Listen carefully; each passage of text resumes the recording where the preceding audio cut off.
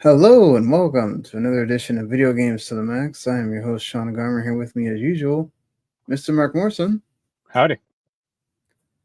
And, well, this is a week full of news here. The Game Award nominations for 2025 have come out today, and Clair Obscur Expedition 33 has 12 nominations by itself. We'll talk about most of those award nominations. The Indie Game Award nominations also out, and Clair Obscur is also on that list a few But it's not times an as well. indie game. Well, apparently it is, according to two different award nominating folks, crews. Also, PlayStation has a lot of news here between their financial reports and how many PlayStation 5s they've now sold, their Japan state of play, a few other things. And of course, the big one, the Steam machine is back. And this time, it might be here to stay. We'll talk about all that and more right after this.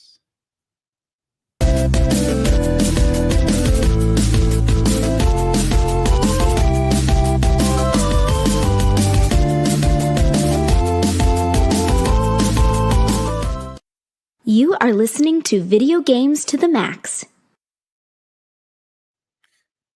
All right. Well, we are coming to you live right here on the W2M Network YouTube channel, also on our Facebook page, also on our Twitch, W2M Network, Kick, W2M Network, all that stuff.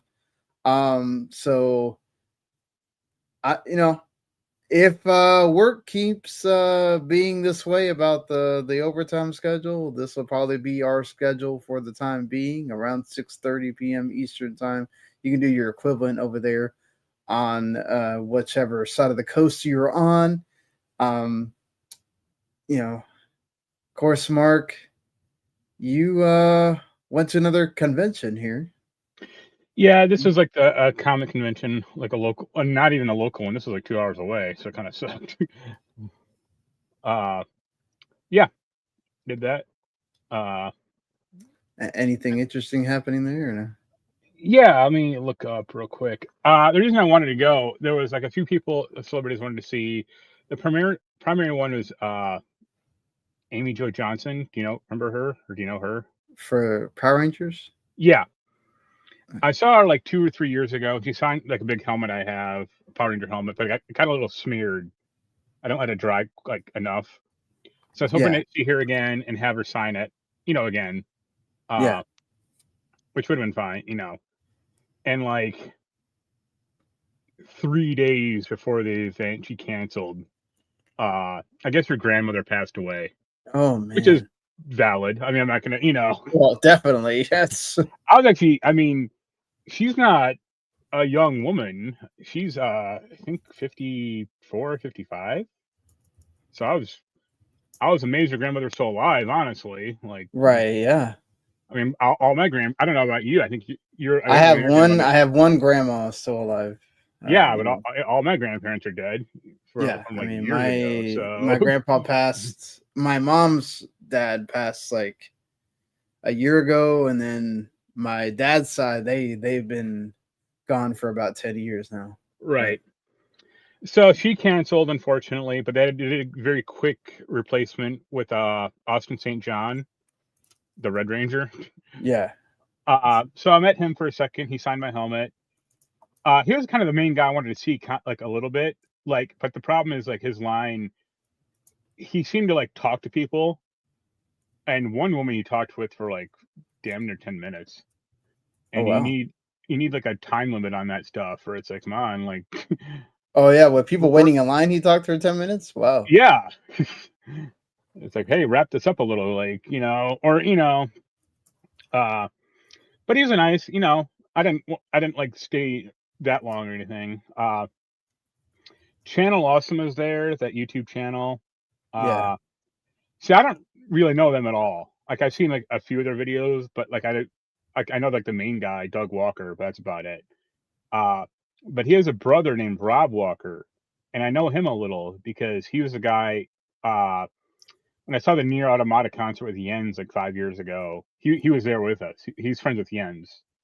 So I wanted to say hi to him real quick, and just say like, hey, Jens, says hi. And of course he wasn't there. Like he dipped out. Like Peter Weller was there. Do you know him? His name sounds familiar. RoboCop. Okay, RoboCop. Yeah. And yes. Yeah, that was another instance of like he didn't talk to people, but he had a pretty long line, and he seemed a little. He's up there age-wise. I mean, I think he's 75 or 80, or Yeah. He seemed a little. Yeah, he's 78, so he's a little. I wouldn't say doddering, but he was. I don't want to hassle him, or like this probably took a lot out of him. The other guy I wanted to see. Well, I saw. I didn't get anything signed, but I saw Billy Zane. Okay, yeah, I know who that is. Yeah, he looked okay. He was pretty cool. But the other guy, a guy they had. I don't know if I think it was the suit actors or some of them. They had some of the actors from the Teenage Mutant Ninja Turtles movies, like the old ones, the good ones. Yeah, like the first two. And they had I didn't say anything but they had like the guy who played Shredder in the first movie. And it's funny because he's cool. like he is like the perennial bad guy. He's always like the bad guy and everything. Yeah. But the other guy I wanted to see, and I did see him and talk to him for a few minutes, was Ted Raimi. Sam Raimi's little brother. Has he done anything? Hmm? Has he done anything worth of like? Yeah. I don't know if he was in like the first Evil Dead and Evil Dead 2 and Army of Darkness. Okay. He was in I don't know if you remember it, a TV show called Sequest, DSV, like from way back in the day. And he's in a bunch of other stuff, Ash vs. Evil Dead. I mean, he's primarily known for like him and his brother. I guess he's also in like Xena and Hercules. And the funny thing about him, like, I only really bought like one autograph per person, but I waited around for his ass. And I told a good joke because I had I hadn't signed my Evil Dead 1 and 2 Steelbook, and Bruce Campbell also signed it like earlier this year. He signed like kind of near the bottom, so I was like, "Oh, sign your name above his." It shows how important you are to the movie. And then I did have my Sequest Blu-ray set there. Guys, when I show it to him, and like another guy, he like when I got to his booth, he wasn't there. He was like at lunch or it was on a break, so I waited like 20 minutes basically for him to show up. And another guy came up like 10 minutes later, and we were just kind of waiting together. And he also had the Sequest Blu-ray set. So Ted signed the Evil Dead one, and then I was just like, "Oh yeah, I have this. Like, I don't know how much you've seen these." And he was like, "Yeah, the bunch of people have been come up with this like more than anyone who has ever watched the show back in the day." And he started to sign it, and like his clerk or his attendant was like, "Oh, he didn't pay for a second signature." And even I said like, "Hey, you don't have to sign it. Like, I just wanted to show it to you." He just kind of ignored it and just signed it and then handed it back to me. I'm like, "All right, thanks." And hey, like, that's good. I told the clerk, like, "Hey, I tried." Like, right. And the other thing, after that, I was pretty dead. I'm like, it's one of those things where I didn't get a lot of sleep, and it's a 2-hour drive. And I don't have a lot of like driving endurance per se, but there was like a few game stores I hit up like on the way. So as I started going home, one store was kind of neat. It was kind of like it was in like a house. It was really weird. Okay. Like the first floor was like this game store, but it had a second floor, and I assumed that's where the guy lived. And like it wasn't unique at all. Like the entire road had all these like weird house stores on it, and I was like, "Is that what they do here?" Like that's like weird to me. I was like, "What is this?" And I had like park in the road too. Like I could like I was like, "Yeesh." And it makes sense. If yeah, you guess, can do the double life there, like have it in the same place, you don't have to go anywhere. Yeah, like I couldn't see it like a staircase up, but it's probably like in the back or something. So he probably has an apartment back there or something. And like I assume it's like he seemed like the only guy who like owned it or like live there. So, but I hit up one like used media store, and I finally found a copy of the Dragon Ball DVD set, like the whole series. Oh, nice. So I snatched that shit up instantly. Did you only have like the VHS set before? No, I never had any of it. I saw it like a few times Okay. as a kid. But that was like the old like Ocean dub, or like that was like the really old one. Yeah. So yeah, this was like the old ass. It's not Dragon Ball Z, it's Dragon Ball. So it is Oh, okay. Dragon Ball. Okay. dramatically different. Yeah. So that'll be fun to watch eventually. And aside from that, I finished Puzzle Quest. And I went back to playing Red Dead Redemption 1. All right, fair enough. Yep. I did play a little bit of as we get hey, he's a little bit early. We haven't talked about it yet, but has a good point about the what the Steam machine will cost. We'll get to that in a little bit. Thank you, Tim, for commenting there. Yeah, really quick. I did play the first level of the Call of Duty co-op campaign, the Black Ops 7. Right.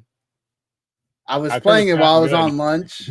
Yeah. And then I found out that you can't even pause it to go to the bathroom because it is always online and there is no way to do an offline mode. So I stopped and uninstalled the game because I will not ever be able to play it like that.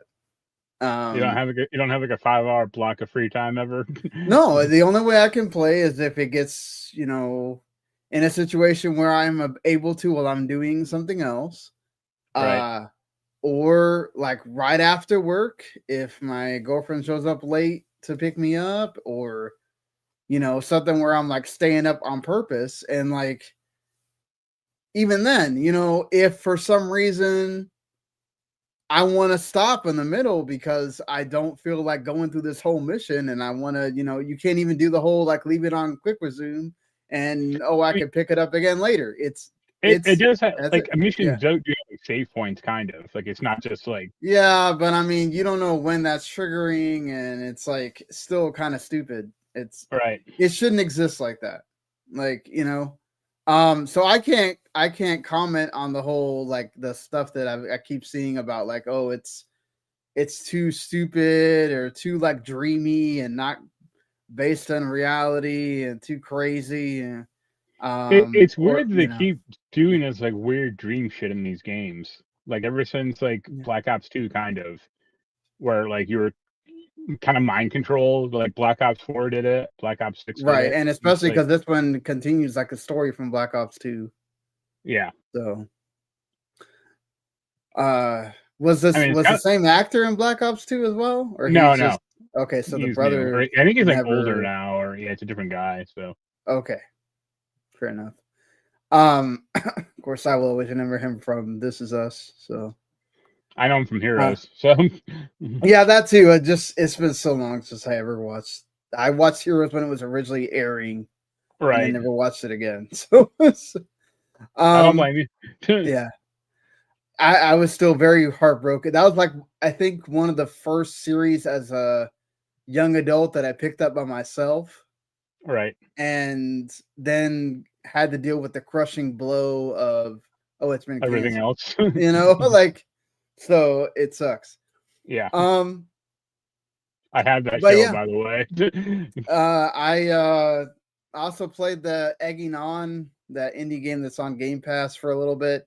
It is pretty much what you expect. It is a 3D platformer where you're controlling the egg, and it is not easy to do. I still don't. I really didn't really understand where I'm supposed to be going in this hen house. So I went around the entire yard and found some cool little things and whatnot, but I didn't necessarily find it that entertaining. Right. So I exited out of it. So that's the thing, is they make all these like really dumb simulator games, or like I Am Bread, or that B game from way back in the day. It's like these aren't like fun to play. Like the thing I liked about Mr. Mosquito was it's actually kind of fun or interesting.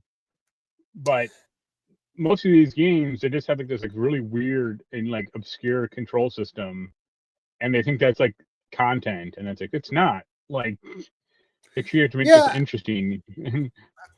I mean, I got the jumping part down kind of mostly. It's just more of just like I'm not really understanding what I am supposed to be doing, why this is necessarily fun. Right. I guess if you really, really love platformers, I could see like maybe Randy, perhaps. I couldn't because there's so many other hundreds, if not thousands, of other good platformers out there. It's like, well, why do you spend your money on this or time on this? You know? Right, right. Like, have you paid for all the trines? No, go play one of those instead. Yeah, I really don't. So I quickly got out of that, and I think I meant to go play Winterboro before we did the podcast, but I just couldn't. I was trying to get ready and prep for the show and watch stuff. Right. And that's the one thing that work does allow me to do is I'm able to like listen or watch things while I'm doing my work. So, you know, it does help me at least be able to listen to news things and whatnot, which is good. But yeah, so that's it for me as far as playing games goes. But we got a lot to talk about here, so might as well go ahead and I guess start with the biggest news here, which if you're watching on video, it is our background here or the thumbnail picture. The Valve just kind of like randomly just announced in a video that, hey, we're bringing back the Steam machine. We also have a new Steam controller, and we're also bringing in a new version of our VR headset, the Steam Frame.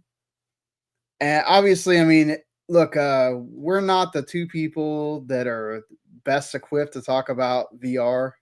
So I'm not dismissing it. I understand that there's a lot of people that like VR and want competition in the space. Yeah. I don't know about that, but okay.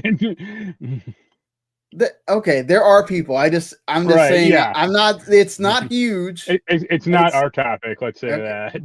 It's not a huge topic or whatnot. Right.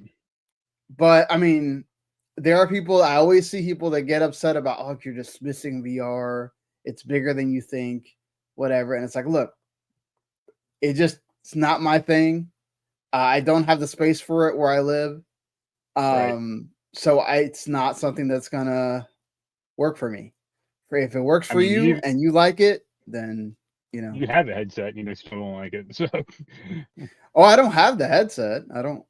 No, didn't you have a PSVR? I had the PSVR 1, but I traded that thing in. Right. Yeah. Exactly. I don't. I'm not excited for the Steam Frame, but I mean, like, it looked okay. Like. And what do you think of so they're having people that have had hands-on with all three of these things. So it's not like this is something that they just announced it and then everybody's just bringing in their speculation on it. There are people that like IGN and GameSpot and some other I don't know if Digital Foundry is Giant Bomb, but I've heard mostly good things about the new Steam controller.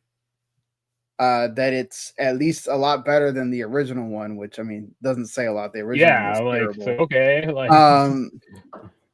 but still, like the fact that they have improved it, it actually looks and feels like the sticks are symmetrical, right? And even though some people want the offset ones or whatnot, but those are bad people. I like the Xbox ones more particularly, but it doesn't bother me. Like I'm so used to switching between both of them that it doesn't really, bug me at all. Right. But I know some people that just like it really is an issue for them. I don't, it is what it is on that. But I definitely think that what's good about it is that, hey, if you're gonna have this Steam machine, good that they're coming out with their own controller and whatnot, and now they've kind of made the trifecta here, or the well, I guess the trifecta. You can now, have the controller to use to people that want to dock the Steam machine, the Steam Deck, and then now you can use it with your Steam machine as well. It also has Bluetooth, so if you don't want to buy the Steam controller, you can just buy any controller. Yeah, you can use your Xbox controller or whatnot. So, yep, the Steam machine is kind of probably the thing that mostly is a big deal for most people. It's the thing that kind of was cool for me. Like when I thought, I was like, oh, okay, they are bringing this back. And it's funny because it's almost 10 years to the day of when they officially released the original ones. Of course, those are third party. And that was kind of one of the problems, was that they were kind of all over the place as far as specs and what they did and and also Linux wasn't as adapted for games at that point. Right. Now they have the Proton layer that kind of like takes away a lot of the bad stuff about, or the tough stuff about Linux. So there's that. They still have to verify things, so there's still games that don't work on it, namely the multiplayer games that anything that uses an anti-cheat. Yeah, like Call of Duty Call of Duty, Battlefield. You have to install Windows essentially for that to work. But what's up, Cube? So they announced the Steam machine. They announced that it's going to be essentially a box that is 6 times more powerful than the Steam Deck. The people that are doing the evaluations are kind of saying that it's around the same specs as like a PS5. Right. So, there's that. You essentially would have a sort of a console in your living room, but it'll play, PC games and games on Steam. It is a PC, so you can just decide that you want to take out Linux and install Windows on it and just run Windows. Have games run worse. Yeah, have games run worse, but there's there's people that just don't want to use the Steam OS layer for some reason or not. Yeah. What did you think of, I guess, the announcement, and are you interested in this at all? And what do you think, I guess, is the target audience for this? I think the Steam frame looks fine. I don't like that controller much. Like this, like the top part of the controller is fine, but the stupid dual touch zone things underneath, the touch pads, seem bad. Or I from the people that have been used it, they said it's much better than the trackpads on the original controller. So I mean, it does feel like you can go from up here to down here, and it feels more natural than the ones that are way up here on the Steam Deck, at least. Right. I think the bigger problem is there's not a ton of games, at least with the controller. They're oh, you can use the controller for non-controller games. Right. It's what game? What are you going to use the controller with? It's either going to be really old games that won't support it well, or I mean, they're bootlegging, they're bootstrapping the controller functionality on these old games, but it never works 100% well. And then also even for newer games, there are still some genres or still some classes of games that it's never going to work well with, like RTS, for example. It's you're not going to play Dota with this thing. Yeah, you're definitely going to still have to have the the mouse and keyboard for that part of it if you want to use to play your strategy games or whatnot. But I mean, definitely this is a great indie machine, right? If you're a big indie player. I'll talk about the console in a second, but so as far as the controller, it just seems like a problem. They're trying to solve for a problem that's already been solved. If you just want a controller for a PC, go buy an Xbox or go buy a PS5 one. Those work fine, and those sync up really well with games on Steam. Yeah, you're right about that. I mean, it pretty much tells when you play any game on Steam, it'll tell you what controller you can use for it, and all that as stuff. far as the Steam machine itself, I'm a little more skeptical on it for a few reasons. One is I still don't think they announced the price. No, they did not. Yeah, I think this thing's going to be more expensive than you might imagine.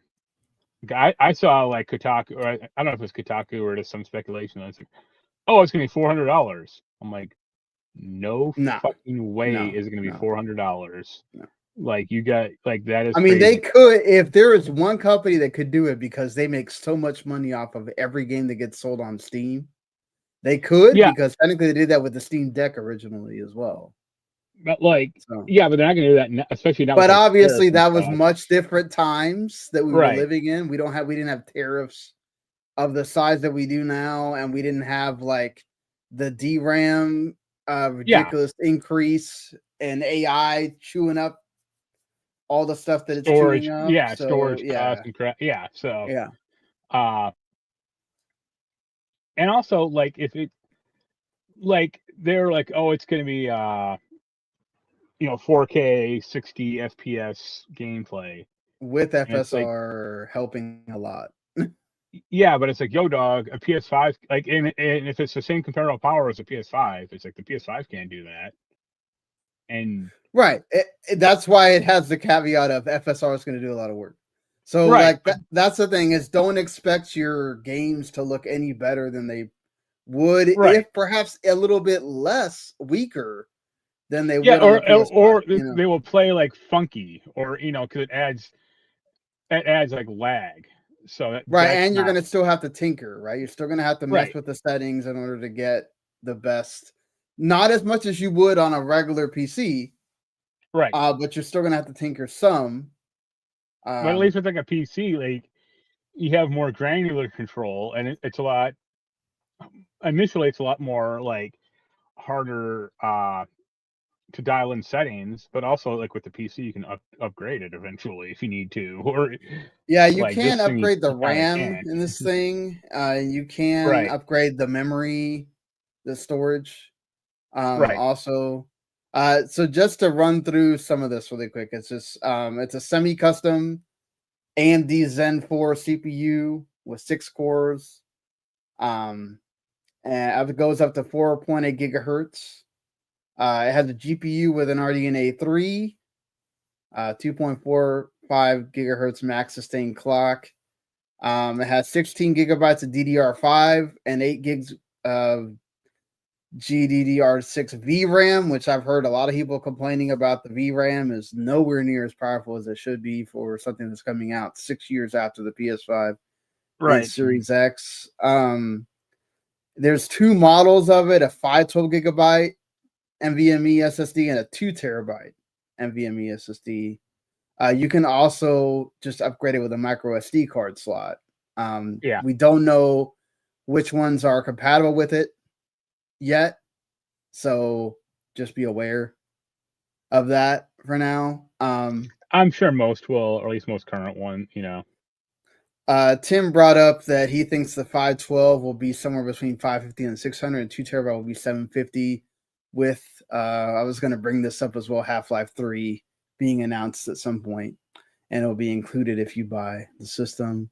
I don't know about that, but that's just wishful thinking. Or I mean, I could see them make a bundle where that game is included, but I mean, does it really matter at the point? All right. So I don't think they're going to give away the game. Like, I think you'll pay maybe at least, you'll pay like what, at least $30 for it if you buy the bundle. Maybe they'll cut a little bit off, but not the whole game.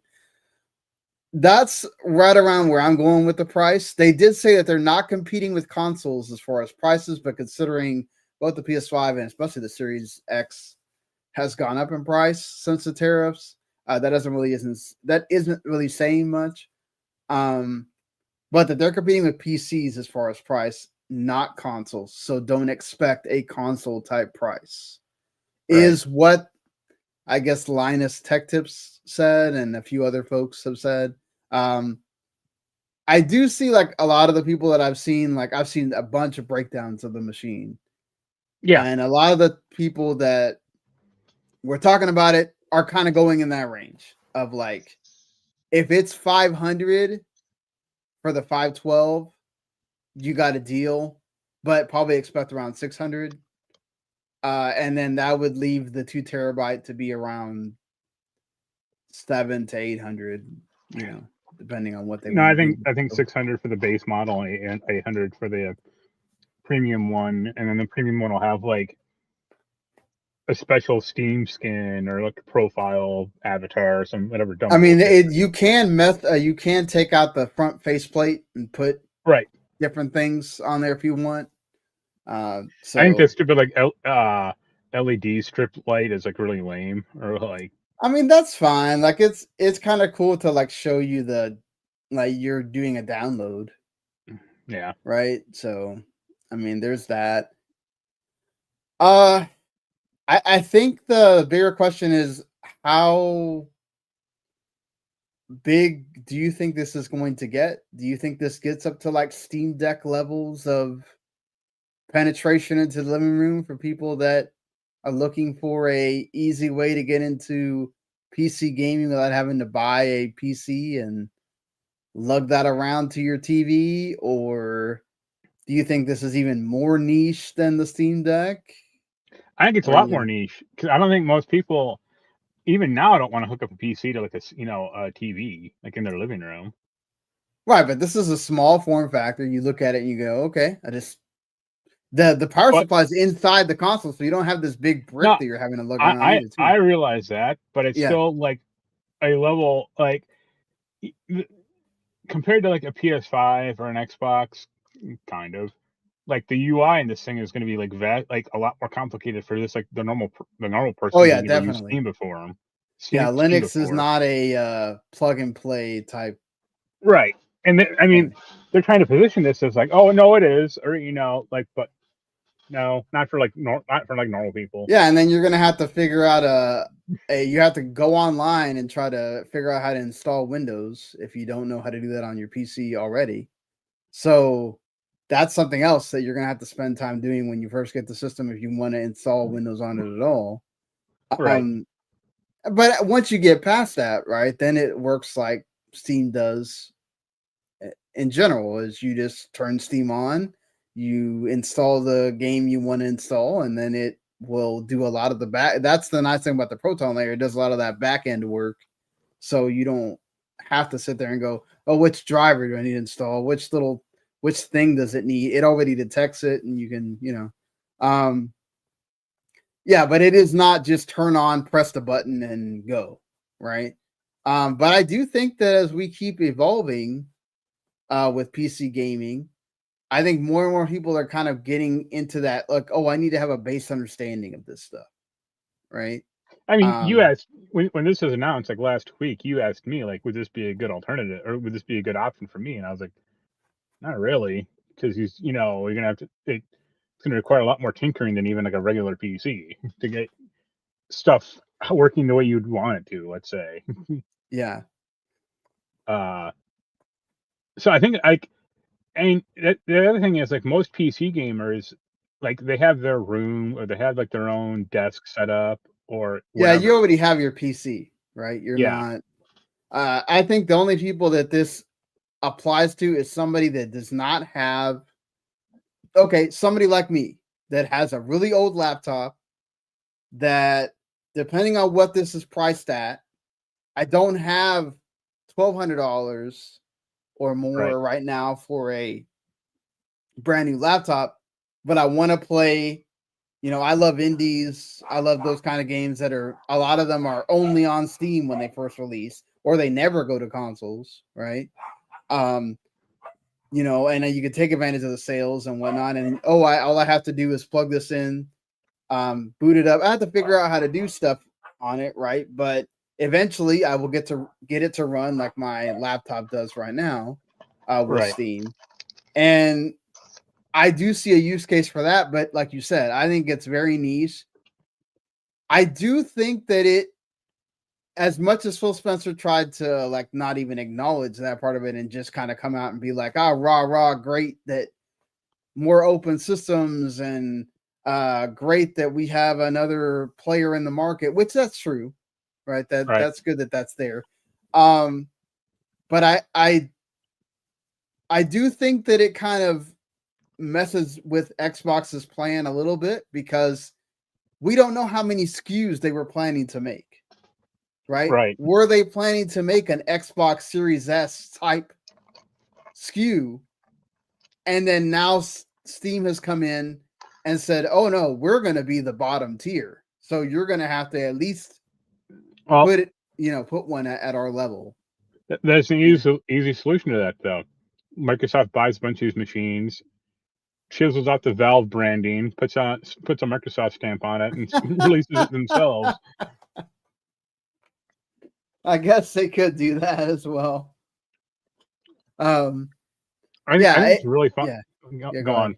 No, go ahead. I think it's really funny that Valve is such a disruptor, or in the PC marketplace, kind of, historically speaking, and they're only born out of Gabe and like a few people trying to get the hell out of Microsoft. Credit to them for wanting to make sure that they stay at the top of the PC market, right? Because Valve could just keep doing their thing and be like, okay, we did the Steam Deck. We don't need to we did the Steam machine before it sucked. We don't need to do this again. But like the fact that they like already had this in the works and got this out there before Xbox even got close to announcing this thing. I do wonder if Phil and everybody else had an idea this was coming at all, or if this is a total surprise for everybody. I have to imagine he kind of needs something, with as much as they kind of like seemingly talk to each other or work together or whatnot. I think that he probably knew something, but either way, you don't really know everything about it until it actually comes out. Right. And even then, like, that's the thing, is how much does Valve care about how well this is priced? They could really undercut everything and make it really cheap if they wanted to. They could make it much more expensive than we think, right? And make it 800 to 1,000, which at that point, I think if you do that, you're very much setting yourself up for Xbox to come and undercut, kill that, because if you make it close to 1,000, which is what the Xbox One is like, that's the lowest that people are thinking it could be. That's not going to help you. That's where I think that I will be surprised if it's anything over 600 for the 512. I honestly wouldn't be surprised if it's like around, they take a little bit of a hit and do 500 for the 512. And then, whatever they want to do with that 2 terabyte, if they try to add some stuff in there to make it up to 800 for that. Which at that point, if you're going to buy a micro SD card and all that stuff, you might as well just get the 2 terabyte, because you're going to end up paying at least another $100 or whatever to get another. Well, what they should do, honestly. Yeah. When they release this thing for like the cheap model, they should include like a $50 Steam gift card. Yeah, I would agree with that too. Expensive one, like $100 one. Be like, hey, try some games, or you can't like pack in a game, or we can't. I mean, for as much as people say Half-Life 3 is going to happen or whatever, like no, like. I was going to bring that up. Do you think there's a rumor that in the store, Valve has their games listed, and there's a space that's open that doesn't have an actual listing for a game, but there's an extra spot. And so people are speculating that because of that, that means that Half-Life 3 is there, but they just haven't announced it. This is not the only one, right? There's been I think it's a Tyler McVicker or something. He's kind of like the leaker that's been saying that there is a Half-Life 3 in development, that there's a trailer that's being made, that all this stuff, right? That it's kind of like there. We're just waiting for them to actually announce it. Would they give that would be a huge coup for Jeff if he does get to announce that there. Talk about that, could be a show ender if there is a Half-Life 3. Yeah. So you don't think it'll get announced at all? You don't think there's a Half-Life 3 in development at all? I imagine no. I imagine it'll be Half-Life Alex 2. I mean, I know that thing sold a lot of VR headsets or whatever, but I don't know. I just feel like people have been waiting so long for the Half-Life 3. If there was a moment where you could package this with the Steam machine, even though you don't need the Steam machine at all to play this, you could play it on whatever PC you want.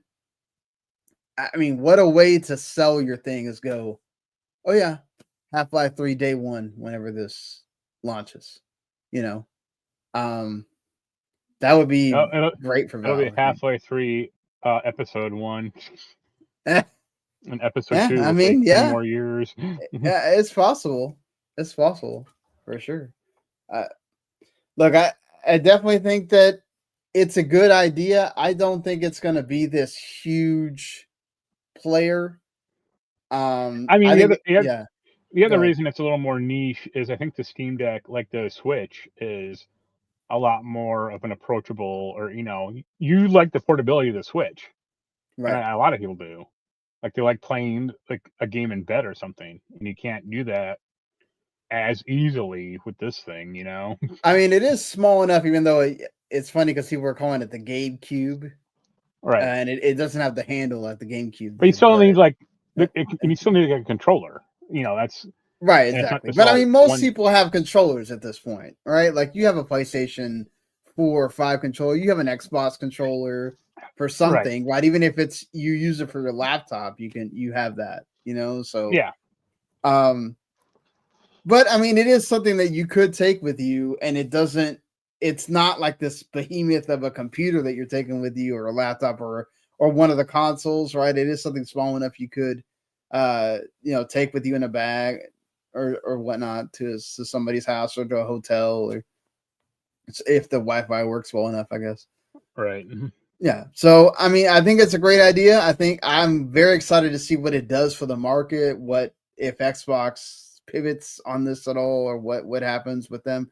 I don't really think this affects Sony that much. I saw, some folks speculating about, oh, does this make it to where Sony will stop releasing games on PC? No, right. Because this is just another way for Sony to make money. They're not. This may make them not push the day. The people that were thinking about them doing day and date. If this takes off, I don't know if they're going to do day and date any faster, because then that could behoove people to, maybe pick this up and not buy a PS5. But who doesn't have a PS5 at this point, really? It could move it that way, but I don't think they're going to go backwards and not all of a sudden not make things. They're releasing the thing on PC like a year later. At that point, who cares? Right. Like, if you're willing to wait a whole year and you already have a PS5 and you bought this as an additional thing, I mean, that's on you, but I don't think that that's going to change with the PS6, where all of a sudden they're going to release every single game day and date, because then they know, okay, for sure, I don't need to buy the PlayStation 6 because I can just buy a PC or whatever and play it on there. So, I don't think this really, I think for Sony, this is just another way to make money. And if this thing takes off, oh, I can play this game on my PC, or Sony really does that whole, cross-buy thing where, you bought it on PS5 and you own it on PC. Oh, great. I can play it on here too. So, yeah, I think this is a win-win for Sony on that front. We'll have to see how much this affects Xbox, if they now have to come out with a SKU that is at that same level or not.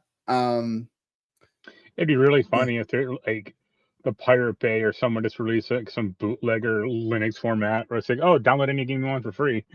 Yeah, I also wonder if this will eventually become to where like you can build your own Steam machine with like parts, right? Like you would if you were. That's called a PC. No, but I mean like in the form factor, but you'll put whatever parts you want on the inside in it, and they'll build it for you. But then obviously you have to pay whatever that price is. So gonna be interesting times whenever this does release in 2026 at some point. You have to wonder if Gabe was already counting that announcement with, hey, he knows he's going to make some more money, so he already bought himself another yacht, the Leviathan, which, you know, Gabe is, it's like supposed to be worth like $10 billion. And this dude loves to be on yachts, so him buying another yacht ain't no big deal. It's the 50th largest yacht in the world, apparently. He also is like, it's a small one. Yeah. So they apparently already work with this company, Oceanico, that made the yacht. So, you know, maybe he got a deal on that, whatever, but who cares? Right. He makes money, he likes yachts. Spend your money, dude. Spend that money. Don't blame him at all, but he's definitely, he knows what he's doing. He made that announcement. He went and bought himself a yacht. He's like, I'm good. Life keeps on going there. But yeah, just to throw it back to the Sony thing, because there's a lot of PlayStation stuff this week with their, you know, financials coming out and them announcing some things. They did announce the PlayStation Plus Extra and Premium. They'd already said that the Grand Theft Auto 5 was going to be after the delay that we talked about last week. They'd already kind of, Rockstar had already announced that it was going to come back to PS Plus. It's on Game Pass as well. But also on their Pacific Drive, which is also on Game Pass. Still Wakes the Deep is on Game Pass as well. You get the Talos Principle 2, which is a pretty good game. Thank goodness you're here, which is a great game. If you haven't played that, you definitely should. MotoGP 25, Monster Jam, all that. And then on the premium side, you get Tomb Raider Anniversary. So if you haven't played that yet, I guess there you go. I did mention that place, you know, who doesn't own a PlayStation 5 at this point? Sony has reported that they now have sold through 84.2 million units, which is still 2 million behind the PS4 at the same time, but still crazy amounts. And it has sold more than the 360 did in its entire lifetime.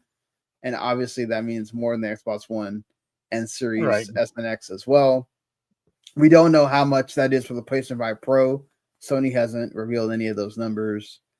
Ghost of Yotei has also sold 3.3 million copies, which, you know, those folks that are sitting there talking about, oh, it's a failure. Yeah, woke gaming, woke games don't sell. Stick it up the windpipe there with that.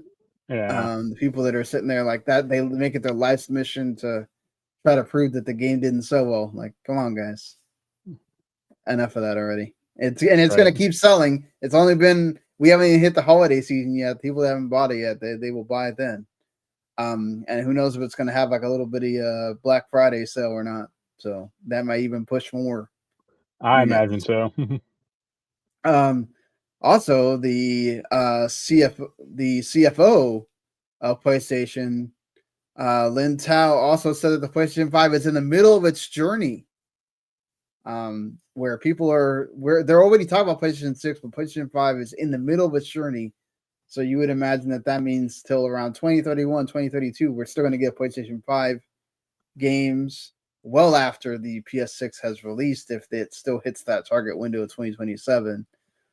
That seem okay with you? You're good with that? Yeah, I'm actually fine. I don't think the PS5 like technology has been. It's not like squeezing blood out of the rock or anything. Like I don't think it's. Some games are approaching it, but most aren't, and it's still fine. Yeah, we've gotten to the point where, like, you know, graphics are at a certain state where, yes, a lot of things come out messed up nowadays, and they have to do the patches and all that stuff. But eventually, they get it to a point where the game runs fine. Right. And I don't think we're going to, as we talked about last week, like, it's going to be AI and ray tracing and those kind of things that are going to push the PS6. Is that really going to make those games unplayable for the PS5? Probably not. Right.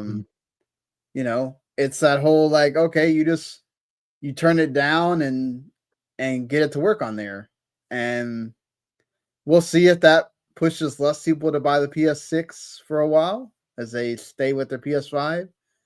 As we're seeing that there's still like 20, 30 million people playing their PS4s. So, but we know why they're doing that. It's mostly because of the free to play and those forever games that they're still playing on those systems. So they don't really need to move. But they also did announce that like PS5 players play like double the games of the PS4 players. So, take that for what it's worth. But I think that also means that like more PS5 players are buying more games because the PS4 players are kind of just playing those same games, that they always play. They did do the Sony Japan State of Play. A lot of the stuff they announced was kind of all right. They did announce more hardware, a gaming monitor, a 27-inch quad high definition IPS display gaming monitor. That goes up to 1440p. It does have HDR. It does have VRR. It can do 120 hertz on PS5 at 240 hertz on PC. It is going to be US and Japan only. Any thoughts on them doing their own game? Interesting. They keep doing all this stuff for PC.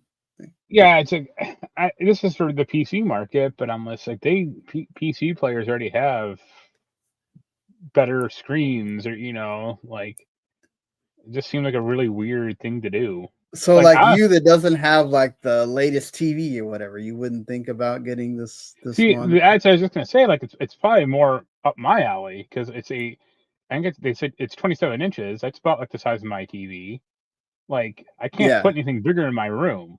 Like I can't put some 75-inch 4K display in my room. I just don't have room for it. My room is not designed for it at all.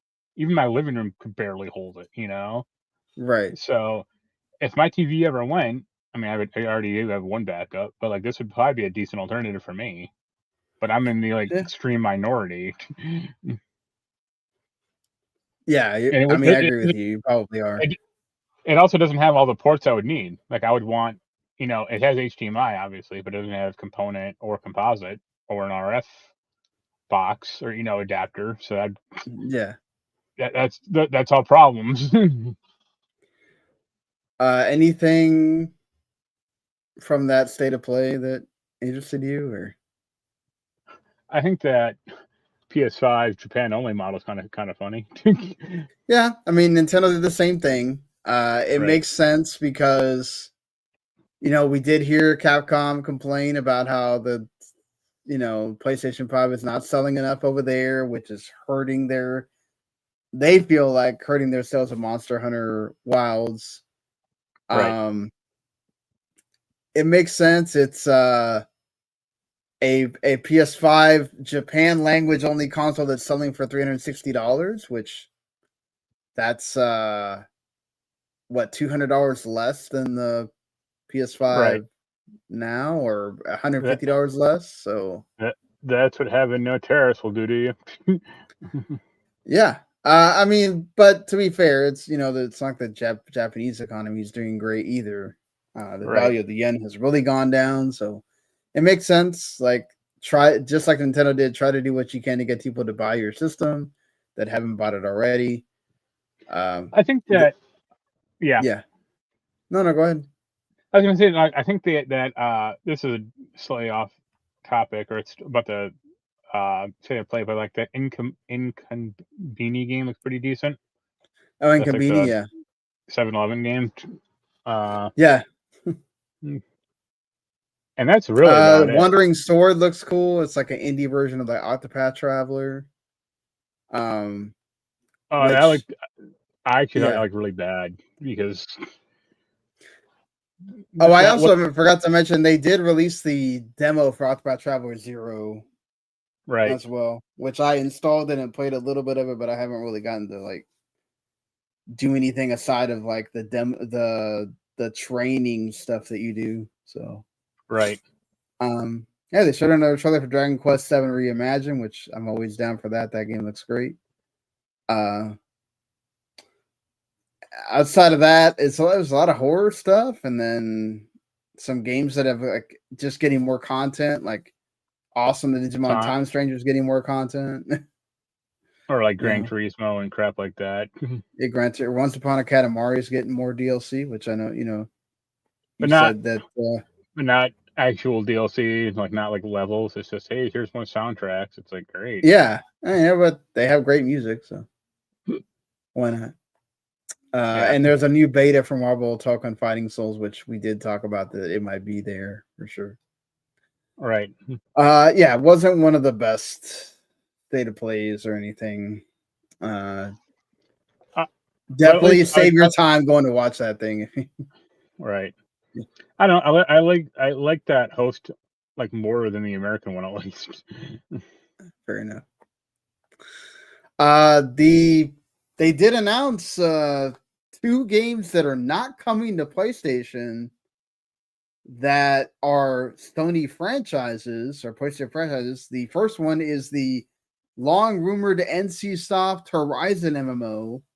It got a 10-minute trailer. It's coming to mobile. It is built for mobile essentially, but it's also coming to PC. And Ratchet and Clank Ranger Rumble, which is like an arena shooter, that is also built for mobile, but also coming to PC. As I mentioned, both of them are not coming to PS5. Any thoughts on that? Like, that's interesting, isn't it? Like, these are Sony franchises, and you're not having them come out to. So the Horizon one is the one you talked about, right? Yeah, the Horizon one is. Okay, there's like a 3-minute trailer, and I think I watched that, and I was like, first of all, like you said, this looks very Monster Hunter like, except for very Monster Hunter. Robot animals that are real life animals. And then I watched the trailer, and I was like, why is this an MMO? Or why, like the trailer itself had like 20 seconds of you with like another person. All the rest of the trailer just looked like a Horizon game. And it's like, really? Yeah. Like, it's probably a lot like Monster Hunter, right? Where you can play it by yourself, but you can also play it with the people if you want. Yeah, but isn't it gonna have the same grind as Monster Hunter, where it's like, oh, I gotta kill this fucking monster 800 times to get the boots I want, or to get enough material to get the boots I need. Yeah, this also seems to be built mainly for the Asian market more than anything. Oh, yeah. So it doesn't necessarily take away from whatever that other Horizon multiplayer game is, but I also question, like, if you had this come out first, what is a Horizon multiplayer game going to do differently than this game? All right. Outside of maybe having more story elements, and maybe this game won't. Aloy will show up in that one as a crest giver, or Yeah, like, or will you somehow have the ability to control Aloy, and you're not having to just have a creative character and make it feel like, oh, this is just kind of there, Right. It's going to be interesting how well this does. Monster Hunter has a big fan base. People like those type of games, but we've also seen, as a Wild Hearts came and went. Yeah. And we've seen a few others that kind of try to ape their gameplay, and they don't are nowhere near as successful. So yeah, gonna be interesting. I like I said, I do like the Horizon world. It is kind of set in the southwestern part of the country, like Arizona, Mexico, New Mexico kind of area, or the second one, you go to Vegas and like Los Angeles. Yeah. So yeah, that's going to be interesting how that all ties together. And again, like what is going to be different from the Guerrilla developed multiplayer game that we still haven't seen? I wonder if that will be a surprise at the Game Awards. Will Sony unveil that? Any thoughts on the Ratchet and Clank arena shooter thing? No, it's depressing that that's what Ratchet and Clank has been reduced to. It's not Insomniac doing it, obviously. Right. I don't mind it. If this is part of their live service push, I do think that it's good that they're doing live service pushes in different ways, and it's not just all like extraction shooter and that kind of thing. So that's positive in that way. Hopefully that means that, I mean, there are rumors that they are working on a regular Ratchet game. Right. That's but hope, but but it's like one of those where it's like it's small enough where you could have like a small team. yeah, it's not like, oh, if this fails, it's gonna break the company like Concord, Yeah. But it does, like, it's just kind of like funny that you have two PlayStation games that they're not even coming to the console where that's your main audience for those franchises. Or I wonder if it's going to be like it's like a test bed and then eventually it comes to PS5, or you think they just don't come to PS5 at all? I don't gotta come to PS5 at all. It'll be like that Mario Run game that Nintendo did, Yeah, I mean they have been wanting to get into mobile, and the Ratchet game also is like create a character. Should note, even though that Ratchet does appear. How can I best create Sonic the Hedgehog in this Ratchet create a character? Yeah. All right. I mean, we have seen like arena shooters aren't like the most viable of genres, right? So we'll see how far that goes for them. Hopefully, it does well for Sony's continued push in that area. Speaking of another Sony franchise that could go somewhere else, Stellar Blade. There is a report from earlier this year that already said that there would be a Switch 2 version. But during the earning results for Shift Up, they also kind of mentioned that they might be looking at further enhancing the brand and boosting sales for Stellar Blade by having it come out in additional platforms. So could Xbox also get Stellar Blade, which that'd be interesting. I doubt it. Like I would really have to question like the rate of return. Like, is it? Yeah. It's not just like, oh, save the file as an Xbox. Right. Yeah. Like, No, they have to build the game for that. But then also, like, is there enough interest on the Xbox side for this to matter? Yeah, gonna be interesting if they or like, would it be on Game Pass? Like, would they pay? How much would they pay for it? I can see them paying for it on Game Pass. They Right. like especially to be able to say, oh, it's a Sony franchise game and it's on Game Pass, like whatever. I can see them doing it. Yeah, maybe. Finally, Death Stranding will have an anime and it's going to stream on Disney Plus. Supposed to be out in 2027. That's called Death Stranding Isolations, even though that may not be the final title. It has a big time director, the Jujutsu Kaisen director, Sung-Hoo Park, is going to be directing on this. And also Takayuki Sano, who's worked on Attack on Titan, Banana Fish, Promare, some big anime there as well. Cool. Glad to see Death Stranding continue to push forward. And this will happen as opposed to that like live action movie they keep threatening. I think both will happen. It's Kojima. He's going to want to see it happen. I don't think he's being there present and then not seeing that go through. I think both of them are going to happen. Yeah. As opposed to some other projects that we see get announced and then nothing. Right. As far as that goes. Any interest in it at all, or not really? Because if Dead Man's in it, Dead Man isn't in it, what's the point? Moving over to the Xbox side of things here, not a whole lot to really talk about here.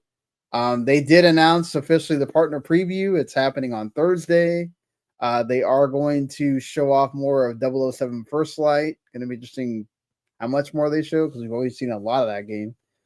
Tides of Annihilation, which does have Jennifer English voicing the main character.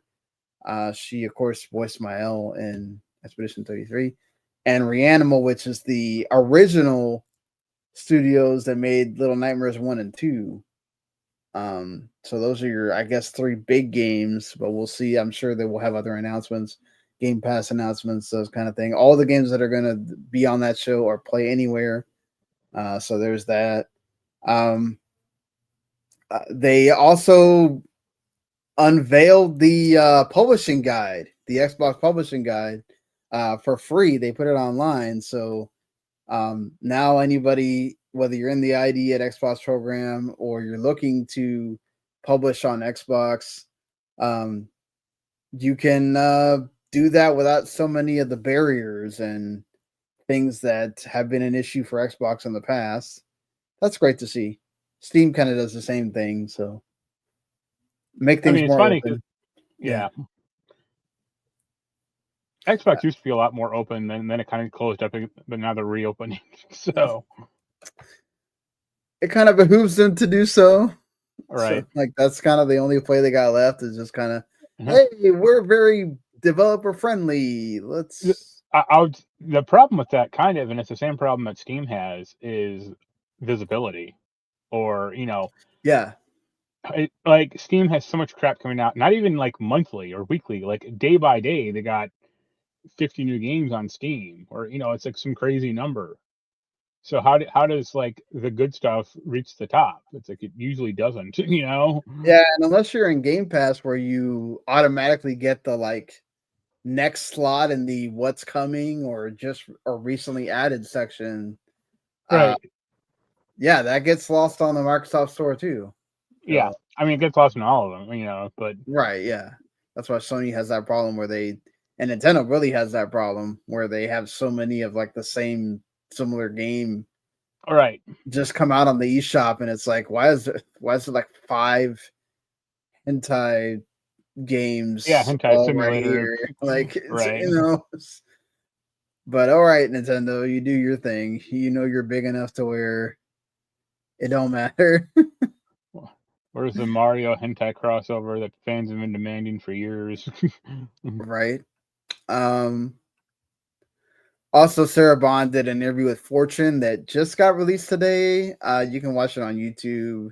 She kind of like doubles down on the whole what they're doing, the PC hybrid thing, that you're gonna be able to bring all your games with you, all the things that they've been saying, but just just to kind of like reiterate that it's a newer interview and they are kind of still saying the same thing. So at least for now. My response would be, where's Amped 3, goddammit? Yeah, right.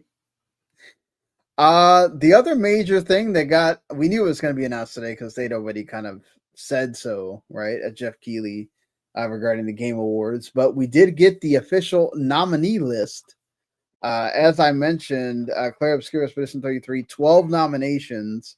It helps when you're a AA game that's also technically indie, and you blow up the way that this game did this year. So they are in both of the Indie Game of the Year spots, the Best Debut Indie and Best Indie Game, because technically Samfell Interactive, that is their first game.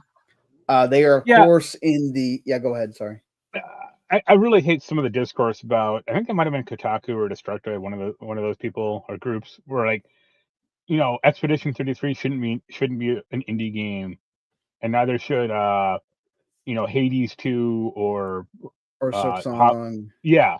And it's like, first of all, I could kind of buy the argument for Hades 2 and Silksong. Like, those are actual sequels to very popular games. Right. But like Expedition 33, they only had like 30 core people working on it, but they had like a bunch of contractors and stuff. But like that's still a big gamble for them. It's not like EA or Activision or no one like big published that game. Like, yeah, I mean, the thing is, like, that game still could have failed. Yeah. Right? Like, it could have came out and not blown up the way it did. Right. And there are people that like it got best narrative, and there's people that aren't necessarily big fans of the narrative because of the way that the third act plays out. All right. And it got all of the audio and sound design and music, right, and also game direction and those kind of things, which that all makes sense. Even the three of the voice actors, Ben Starr, Jennifer English, and Charlie Cox, all got nominated as well. So, look, this game was huge this year, and it's technically an indie, so it's not was it Dave the Diver that was actually not an indie and it was put into that category, Right. I just think it's like really weird, like or like splitting hairs. Like, oh, should an indie only have 5 people working on it then in the credits, or should it only have cost? Yeah, like, are we gonna start making Are we gonna start making the size of your team award? And like, if you wanted to do like a solo dev award, I guess. But like even most games are made by at least two people, or it's not like. I just don't like. I get it. The point of we want the smaller devs to have a chance, right? I guess the closest thing you're going to get to that is the Games for Impact, which that tends to feature the smaller games, right? Like that you got, which that also varies because then you got a not indie like Stop at Midnight in there with an indie like Despelote, which is made by like basically mostly 2 people. So that small indie title, South of Midnight, owned by that scrappy company Microsoft. Right? Yeah, exactly. It's like, that's the thing is you're gonna say that, but it is kind of what it is. Right. You're gonna get this kind of thing where you're gonna get a lot of variety. I think that's great that that's there. Listen, sometimes it's just gonna be this issue where you're gonna have these behemoths you're gonna go against, and unfortunately, this is the same thing that works out in every other awards show. The ones that you want to win aren't gonna win.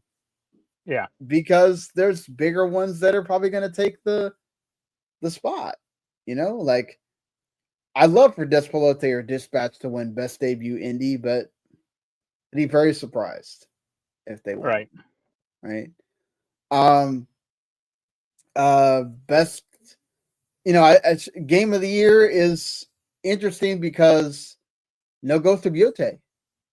You got Clair Obscur 2033, Hollow Knight's Hook Song, Hades 2, Donkey Kong Bonanza, Kingdom Come Deliverance 2, and Death Stranding 2 on the Beach are your 6 games there. Yeah. You got an argument with that, or? I mean, personally, I'd probably knock out Kingdom Come for Ghost of Yotei, but I haven't played either one. But I just know Ghost of Yotei is something I'd gravitate more towards, or I'm hoping to buy that during Black Friday, or hopefully someone has it a little on sale. I do think it shows a lot of like how Monster Hunter Wilds has gone down. Failed. Yeah. And also whatchamacallit, Split Fiction as well. Like, not that it failed, it obviously did well, but it's just like how much that experience didn't stay with people. I think for both those games, and I think even for some of the games on their list, it's a matter of diminishing returns. Like, right. If you look at like Death Stranding 1 versus 2, like you couldn't really tell the difference. Like just from like a screenshot perspective, or Split Fiction versus It Takes Two. Like, I mean, setting wise, sure, but like the gameplay of both those are pretty identical. And Split Fiction didn't exactly like do anything new, at least that I really noticed. I'm sure Joseph Fares would argue like, oh, it's all new or whatever insane bullshit he's gonna say. But like, no, it is a different setting, different characters. Yeah, but it's mostly the same, gameplay pretty much. Yeah, it is a lot of. And I actually think like It Takes Two had a much better setting and overall gameplay than Split Fiction. So there I did see some of those criticisms as well, that it kind of gets a lot more old hat faster with the fiction than it did with It Takes Two. May also be because the novelty is not there, right? This is a second go around, so I mean, I would say like Expedition 33, Donkey Kong, and I mean, I may not like it, but Kingdom Come Deliverance 2 are newer spins on games or established franchise or established. I mean, Kingdom Come Deliverance 2 does so much better. All the stuff that people had criticisms on the first game, it takes that to another level in the second game. So I'm glad to see it get rewarded here, which is great. But also, this is happening December 11th, so get your calendars ready for that. Bingo cards printed early. Also, a cool thing for Jeff to be able to promote is that this year the Game Awards is going to also be available on Amazon Prime Video, which obviously they own Twitch, Amazon owns Twitch or whatever, but that's still cool. You're going to be live. Somebody that's watching Amazon Prime Video is going to see that that's live, and they might be able to check it out. So, maybe they get some promotion there as well. Also helps, you get the Fallout show a week later. So, it's only going to be, forget Amazon Prime. They need to go back to Spike TV. Oh God, let's not.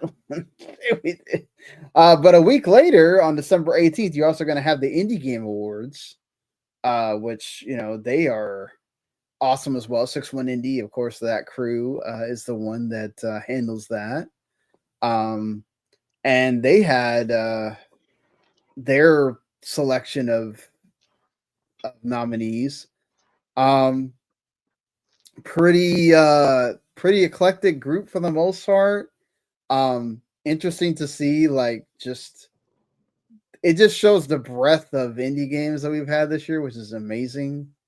And then you could still make the case that, like, let's say for the most part for like game of the year, there's a lot of games that could have been in there. But their selection, which they made a group of 10, they also include Expedition 33, which there you go, another group of nominees or another people that are adding it in as an indie. Expedition 33, Hades 2, Silksong, all in here along with Blueprints. Absalom is here, and Roger, Consume Me, Keep Driving, PB Shirley and the Cursed Yo-Yo, Citizen Sleeper 2, all great games that people should go check out for sure. So, yeah. I mean, they have a lot of different, I guess, awards based on like the region the game came in, which is cool. But I mean, that's mainly the big award. I think they'll see if we're going to kind of take away from that, right? Which, yeah, that's cool as well. I'm going to be excited to watch that award show too. Of the Emmys. Yes, exactly, my version of the big awards. But yeah, as more people will start announcing their like nominees and stuff soon, I'm sure. Now that I think we're kind of like out of the window where a lot of, aside from Metroid Prime, and that's going to be interesting. People are going to wait for Metroid Prime to come out, or they're going to announce it beforehand. We'll see when we get to that. Also, to follow up from last week, the IWGB have filed a legal claim against Rockstar over the employee firings. They shared a legal statement with Eurogamer that says that IWGB believes that they were dismissed in circumstances that amount to victimization and collective dismissal linked to trade union activity. The IWG attempted to meet Rockstar and resolve the matter through negotiation. The latter has refused to meet and persisted to terminate members of the union in a manner that is unacceptable and unlawful. Therefore, IWGP has issued former legal claims against Rockstar on behalf of the claimants. We'll see if anything kind of comes out of this. You think this means anything? Like, you think they have a shot here at all, or? I hope so. I kind of hope that like Rockstar gets their asses handed to them, because I completely have no faith in like what they publicly say or their stance. So no, definitely. Look, I'm not gonna ever side with the big corporation like that over something like this. Like, if these people really didn't do anything wrong, and you just didn't want to have to deal with having a union inside your company, that's kind of messed up. That's fucked up. If all 30 people are on Reddit or 4chan or something and say like, "Hey, here's a Google Drive with the there's still nothing that's ever been leaked that you're Yeah. supposedly leaking company secrets. Like that, I could see like, hey, fire that person or fire these people, but no, like. And also, it's like if it was one person that might have been doing that, you're gonna fire all 30 people because of that. That's really shitty. Right. I was gonna ask real quick yeah, about the Game Awards. Like, what do you think? Who do you think should win for the best performance?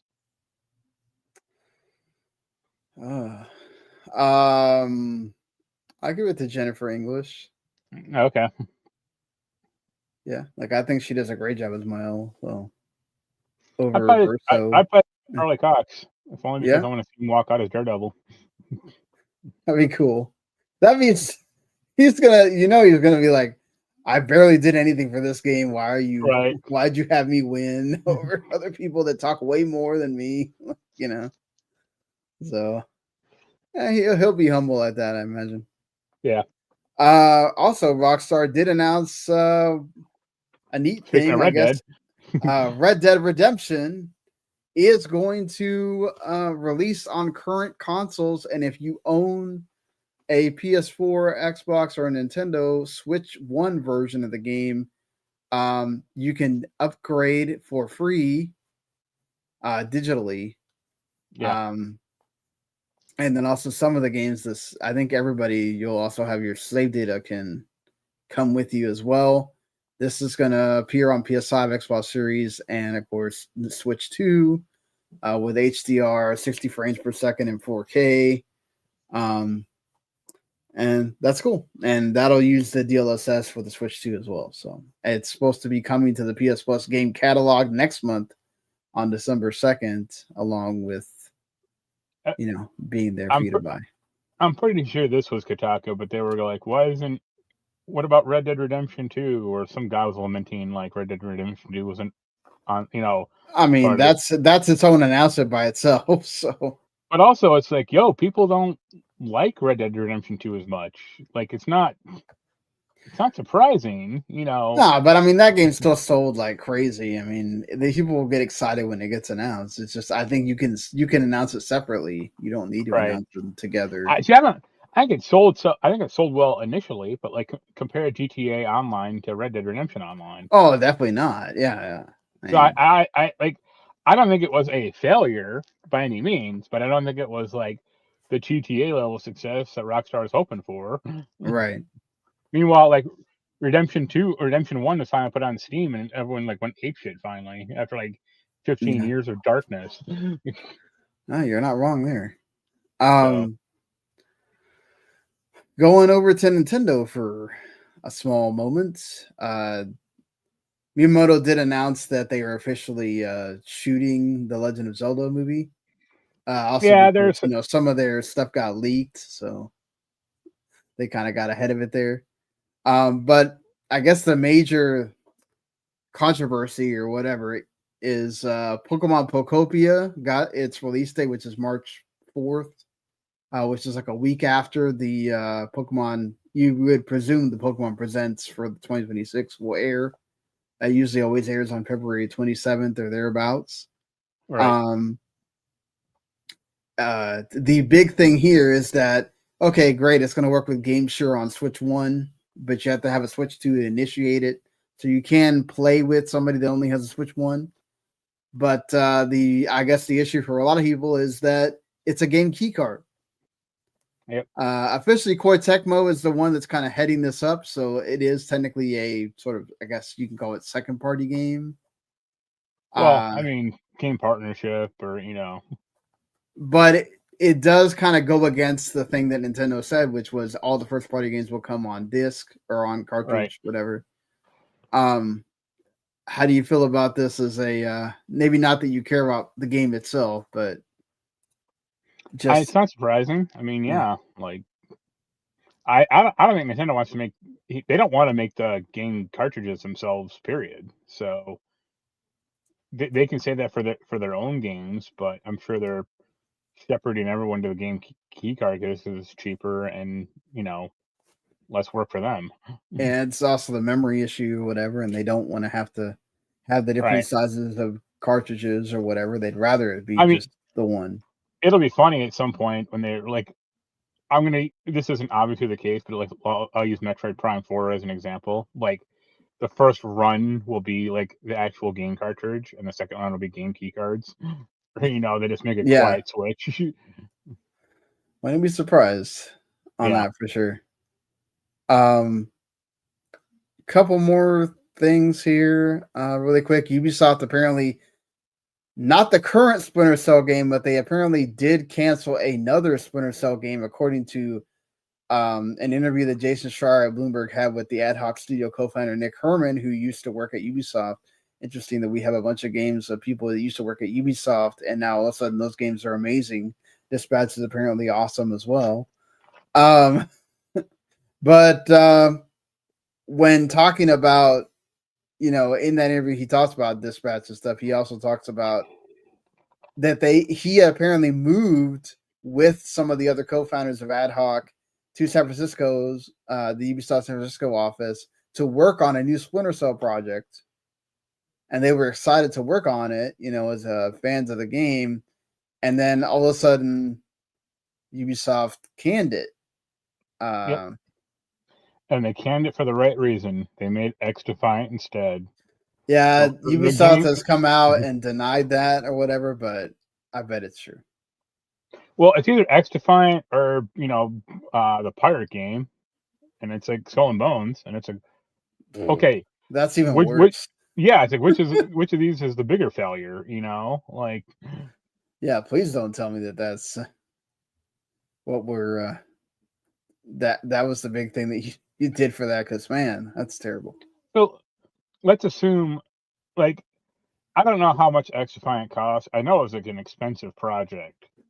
Right. Let's say like a Splinter Cell game, it wouldn't cost nearly as much because it'd probably just be single player and like some multiplayer, but it wouldn't be like the hugest focus. But if they made a Splinter Cell game, they'd probably sell at least 1 million copies. Right. They would. Times 70 or 60, like that's $60 or $70 million, and it wouldn't cost that much to make that game probably. And assuming it's good, it'd probably sell more copies. Hey, that Splinter Cell anime or whatever got nominated for the best adaptation. Yeah, I'm a little pissed about that. Like, not that it's not good, but come on, Sonic 3. But yeah, no Sonic 3 and no Twisted Metal 2, Season 2, which I heard a lot of people liked. I can see that one because no one cared about that. There's a lot of. I saw quite a few people that got really upset. I'm talking about prominent like YouTubers and whatnot that were upset that Twisted Metal 2 was not nominated. So, yeah, but interesting. But like, a $60 or $70 million game like Splinter Cell versus XDefiant, which you can't buy anymore, you can't play anymore. That probably costs a lot more to make. Like, which was the better gamble? But Ubisoft, they like to have those, right, live service things so they can keep making them. It's funny the rumors that they just got acquired or some secret. Yeah, by Tencent. Yeah. We'll see. That didn't surprise me at all. That felt like it was going to happen as soon as they made that Vantage Studios or whatever thing. That it felt like Tencent was just going to start acquiring, if not both of them, at least one of them. Yeah. Speaking of things long in the tooth, though, Star Citizen has officially been in alpha for 13 years. It's been playable since 2017, which is like around 8 years. So you can play the thing. But it's still not in like 1.0. It's still not even. It's still no actual release date. Especially for that single player thing. And funding has crossed over $900 million. Almost. It's insane. Right. And that game is still technically in early access. Yep. Or not even early access. Really. It's never coming out. Like it's never going to be quote unquote finished. So you don't think there's ever going to be a 1.0 of that game? I think they might say it's 1.0, but not really. Fair enough. I think it will eventually, if you get enough people like kind of being like, okay, we're done like giving money to this. Yeah. But yeah, they're gonna try to keep milking it as long as possible. Yep. You bet your bottom dollar they will, because why not? They have until now. They have no anything to push them to do so, really. All right. But all right. Anything else you'd want to talk about here before we? Well, I wanted to make. I watched a Digital Foundry clip of, I think it was yesterday or a few days ago, and they talked about what's the greatest technological leap between console generations. Mm-hmm. And I'm curious what your thoughts would be on that one. I would say PS1 to PS2. That's what the guy said. I think his name was John, the guy, one of the guys with Yeah. glasses. That's crazy to me. Why? Like the greatest leap is from like SNES and Genesis to PS1 and N64. Oh well, yeah. That I think for sure. Yeah, we're talking about like. Yeah, that's true. You were literally adding a new dimension, you know. Right. And the Digital Foundry guy, he was like, oh, you know, we went from characters made of 400 polygons to 10,000. It's like, yo, okay, yeah, that's important, but you're going from You Mario went on World to a different plane. What? yeah, you're going from Mario World to Mario 64, or Yeah. like. I mean, that completely changed gaming with Yeah, going to 3D. but I as much as I occasionally like Digital Foundry's like takes on stuff, it just showed like they're like extreme myopia about like graphics are everything, or the only important thing that matters. Yeah. Really annoys me. Yeah. I mean, I do see that at times. That's why I kind of tend to take a lot of the. I don't go like. There's a lot of people that just like live by whatever they say. Right.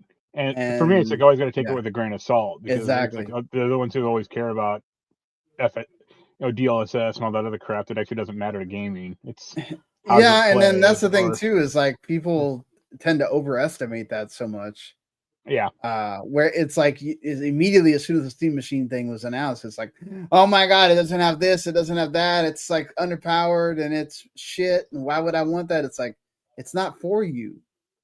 yeah. It's It was also funny that Destructoid, on the other hand, put up a headline or put up an article, and the headline was this: the Steam Machine could be the best thing that has ever happened to PC gaming, and it's like, what? Like, I mean, I could see what he's saying. If it really does take off and you create a whole subset of new PC gamers that are now like, oh, I'd rather have this.